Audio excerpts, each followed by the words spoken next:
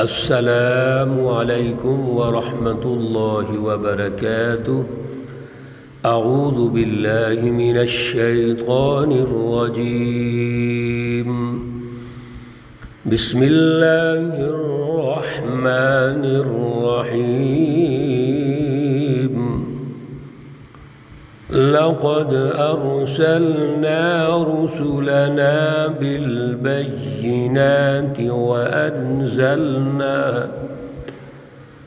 وأنزلنا معهم الكتاب والميزان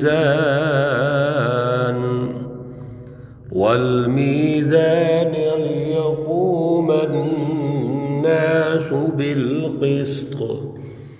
صدق اللہ العلی العظیم۔ اللہم صل علی سیدنا ومولانا محمد النبی الأمی وعلى آلہ واصحابہ وبارک وسلم علیہ۔ معزز سامعین و سامعات، پارہ نمبر 27 سورۃ الحدید، آیت مقدسہ 25۔ اللہ رب العزت اس آیت مقدسہ کا فہم اور شعور عطا فرمائیں اور عمل کی توفیق اور صلاحیت عطا فرمائیں۔ گزشتہ درس میں اللہ رب العزت نے انسانی زندگی کے مراحل اور زندگی کے اصل جو نتائج ہیں، کھیل کود، زینت، آپس میں فخر و غرور، مال اولاد کی کثرت، یہ ارشاد فرمایا، اور اس پوری زندگی کو وَمَا الْحَيَاةُ الدُّنْيَا إِلَّا مَتَاعُ الْغُرُورِ ایک دھوکے کا سامان قرار دیا ہے۔ اصل میں اللہ رب العزت ہمیں یہ سمجھا رہے ہیں کہ دنیا کی زندگی تو ہے، لیکن اس زندگی کے پیچھے جو حقیقت ہے وہ سمجھو کہ اس کے پیچھے اللہ رب العزت کی ذات اقدس ہے، جس نے پیدا کیا، جو ہمارا خالق ہے، جو ہمارا مالک ہے، جو ہمارا رب ہے، جس کے پاس تمام تر وسائل ہیں، اس کو نہ بھولو۔ اگر دنیا کی زندگی میں اللہ رب العزت کی بالادستی رکھو گے تو یہ دنیا ترقی کرتے کرتے آپ کو آخرت میں لے جائے گی، اور آخرت میں اللہ تمہارا استقبال کریں گے۔ اور اگر دنیا کو ہدف بنا لیا، دنیا کے سامان کو ہدف بنا لیا، وقتی چیزوں کو اپنا مقصد بنا لیا اور اللہ کو بھول گئے، تو سمجھیے کہ دنیا تباہ ہو جائے گی، اور اسی کے نتیجے میں آخرت بھی تباہ ہو جائے گی۔ اس لیے اللہ رب العزت نے ہمیں ارشاد فرما دیا کہ آپ اللہ کی طرف بڑھو، سابقوا الی مغفرہ، اللہ سے بخشش مانگو، اللہ کے بتائے ہوئے راستے پہ چلو، اللہ تمہیں جنت دیں گے، اور جنت بھی ایسی جو آسمان اور زمین کی طرح اس کا پھیلاؤ ہے، وہ اللہ جنت دیں گے۔ لہذا 3 چیزیں جو بنیادی ہیں، جو ہم پہلے رکوعات میں پڑھ چکے ہیں کہ آمنوا باللہ ورسولہ، اللہ پر ایمان، اللہ کے رسولوں پر ایمان، اور اللہ کے رسولوں پر ایمان یہ ہے کہ اللہ کے رسولوں کے ساتھی بنو، حزب اللہ کے ساتھ چلو، حزب اللہ میں شامل رہو، اور اللہ کے رسول کی جو جماعت ہے حزب اللہ، ان کا ساتھ دو، اور پھر اللہ کے راستے میں خرچ کرو، معاشی اور سیاسی انقلاب لے کے آؤ، اور پھر اگر جہاد کی ضرورت ہے، ایک ظالم مافیا موجود ہے تو اس کے خلاف جہاد کرو، جہاد کر کے اس کی سرکوبی کرو، اس کو شکست دو۔ اللہ رب العزت اسی منصب کو جو انبیاء کا منصب ہے اس آیت مقدسہ میں ارشاد فرما رہے ہیں، لقد ارسلنا رسولنا بالبینات، توجہ رکھیے میرے عزیزو، لام بھی تاکید کے لیے ہے، قد بھی تحقیق کے لیے ہے۔ البتہ تحقیق ہم نے بھیجا اپنے رسولوں کو بالبینات، واضح دلائل دے کے بھیجا۔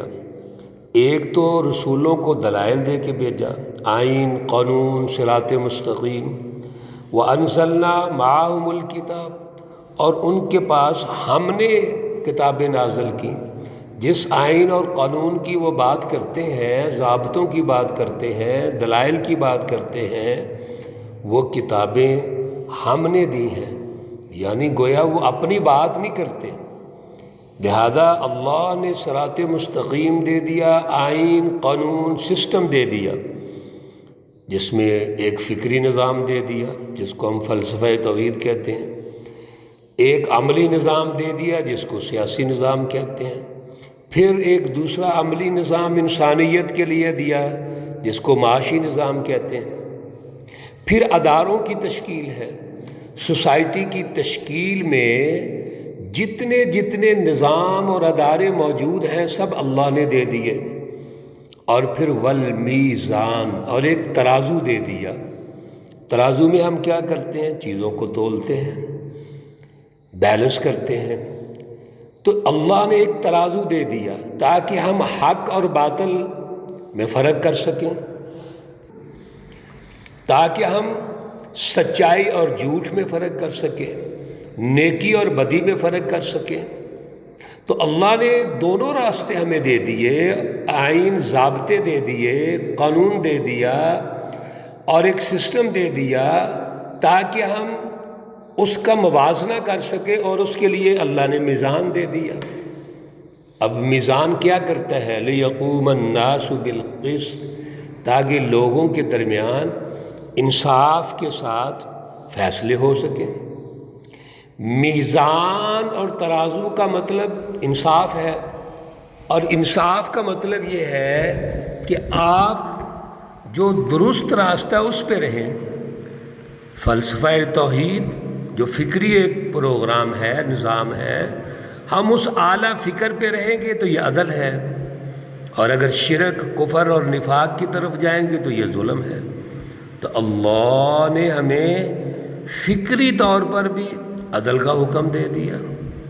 اسی طرح سوسائٹی کی جو تنظیم کرنی ہے، نظم پیدا کرنا ہے، اس کے لیے ایک سیاسی نظام کی ضرورت ہے۔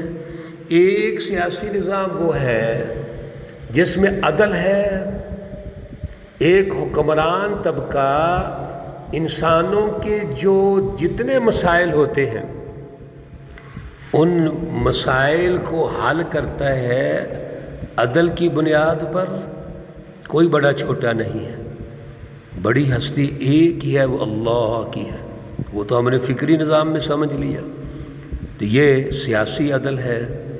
اور اللہ کے تمام تر جو وسائل ہیں، وسائل رزق، ان کو پوری انسانیت کے لیے سمجھنا، مفید بنانا، اور ان کو حق دینا کہ وہ استعمال کر سکیں، یہ معاشی عدل ہوتا ہے۔ یہ اللہ نے والمیزان لیقوم الناس بالقسط۔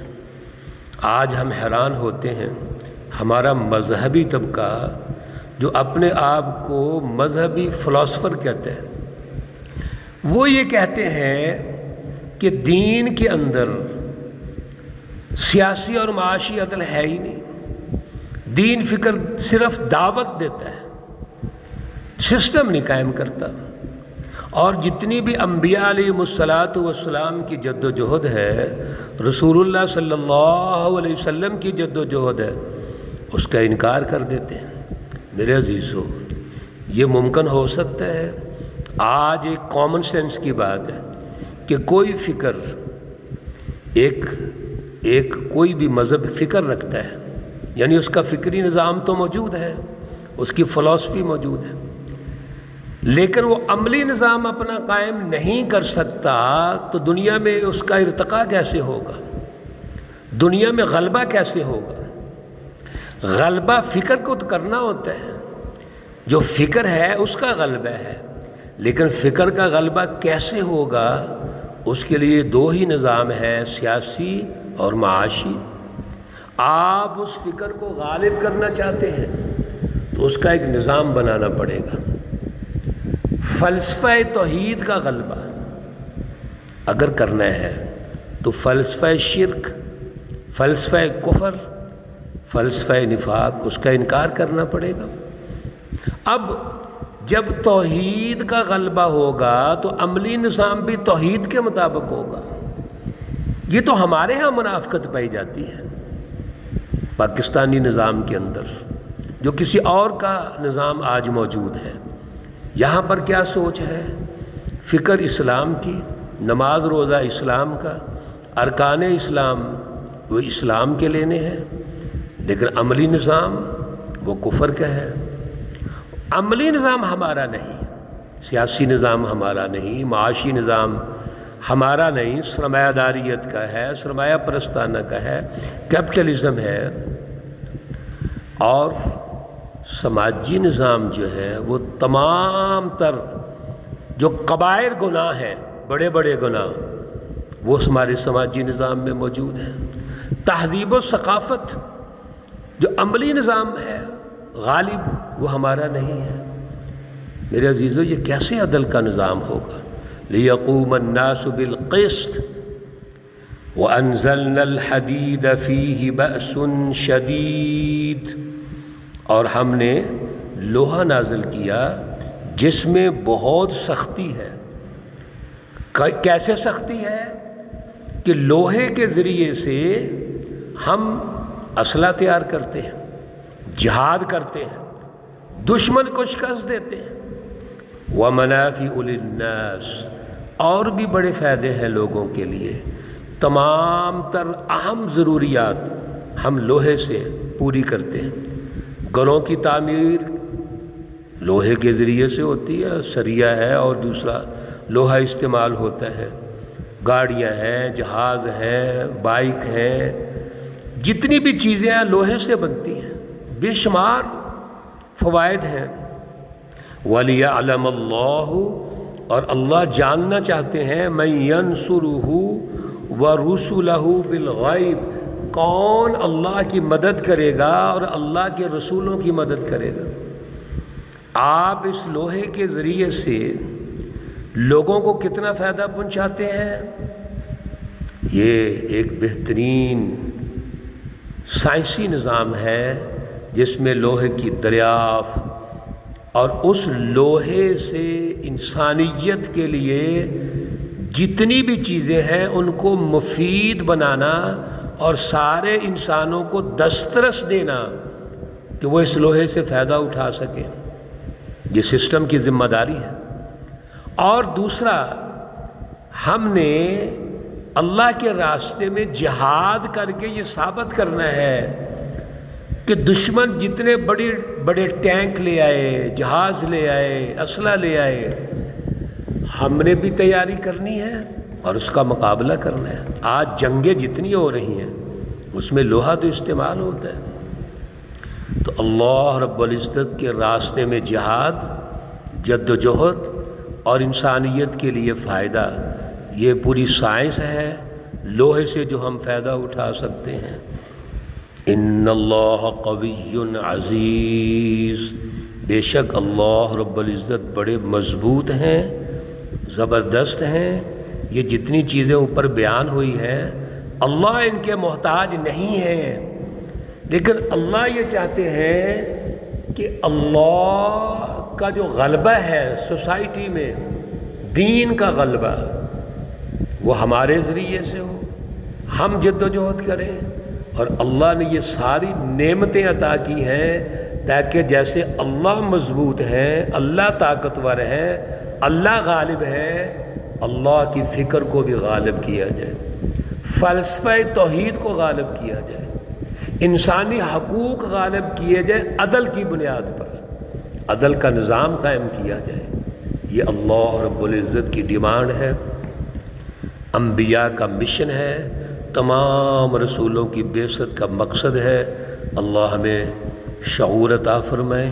اللہ رب العزت تمام بیماروں کو شفائے کاملہ عاجلہ مستمرہ عطا فرمائے۔ اللہ رب العزت تمام مرحومین و مرحومات کو جنت الفردوس میں اعلیٰ مقام عطا فرمائیں۔ ربنا تقبل منا انك انت السميع العليم وتب علينا انك انت التواب الرحيم، وصلى الله تعالى على النبي الأمي محمد وعلى آله وأصحابه أجمعين برحمتك يا أرحم الراحمين۔ السلام عليكم ورحمة الله وبركاته۔